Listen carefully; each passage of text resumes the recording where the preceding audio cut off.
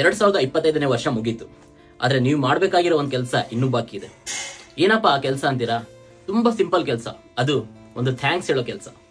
ಹೌದು, ಈ 2025ನೇ ವರ್ಷದಲ್ಲಿ ಯಾರೆಲ್ಲ ನಿಮ್ ಜೊತೆಯಾಗಿ ನಿಂತಿದ್ರು, ಯಾರೆಲ್ಲ ನಿಮ್ಮ ಸಪೋರ್ಟಿಂಗ್ ನಿಂತಿದ್ರು, ಮತ್ತು ಯಾರೆಲ್ಲ ಈ 2025ನೇ ವರ್ಷನ ಒಂದು ಬ್ಯೂಟಿಫುಲ್ ವರ್ಷವಾಗಿ ಮಾಡೋದಕ್ಕೆ ಜೊತೆಯಾಗಿ ನಿಂತಿದ್ರು, ಅವರೆಲ್ಲರಿಗೂ ಒಂದು ಥ್ಯಾಂಕ್ಸ್ ಹೇಳೋ ಕೆಲಸ ಇನ್ನೂ ಬಾಕಿ ಇದೆ. ಯಾರ್ಯಾರು ನಿಮಗೆ ಒಳ್ಳೇದ್ ಮಾಡಿದ್ರು, ಯಾರೆಲ್ಲ ನಿಮ್ ಜೊತೆಗೆ ನಿಂತ್ರು, ಯಾರೆಲ್ಲ ನಿಮ್ಮ ಕಷ್ಟಕ್ಕೆ ನಿಂತ್ರು, ಯಾರೆಲ್ಲ ನಿಮ್ಮ ಕಷ್ಟ ಕಾಲದಲ್ಲಿ ನಿಮ್ಮ ಸಹಾಯಕ್ಕೆ ನಿಂತು, ಅದು ದುಡ್ಡಿನ ಪ್ರಾಬ್ಲಮ್ ಆಗಿರ್ಬೋದು, ಅಥವಾ ಇನ್ಯಾವುದೋ ಒಂದು ಕೆಲಸದ ಪ್ರಾಬ್ಲಮ್ ಆಗಿರ್ಬೋದು, ಅಥವಾ ಇನ್ಯಾವುದೋ ಪ್ರಾಬ್ಲಮ್ ಆಗಿರ್ಬೋದು, ಯಾವ್ದೊಂದು ಕನ್ಫ್ಯೂಷನ್ ಇರ್ಬೋದು, ಯಾವ್ದೊಂದು ಗಲಾಟೆ ಇರ್ಬೋದು, ಯಾವುದೇ ಬ್ಯಾಡ್ ಟೈಮ್ ಅಲ್ಲಿ ನಿಮ್ ಜೊತೆ ನಿಂತು ನಿಮ್ಮನ್ನ ಆ ಬ್ಯಾಡ್ ಟೈಮ್ ಇಂದ ಪಾರ್ ಮಾಡೋದಕ್ಕೆ ಯಾರೆಲ್ಲ ಜೊತೆಯಾಗಿ ನಿಂತ್ರು ಅವರೆಲ್ಲರಿಗೂ ಒಂದು ಥ್ಯಾಂಕ್ಸ್ ಹೇಳೋ ಕೆಲಸ ಬಾಕಿ ಇದೆ.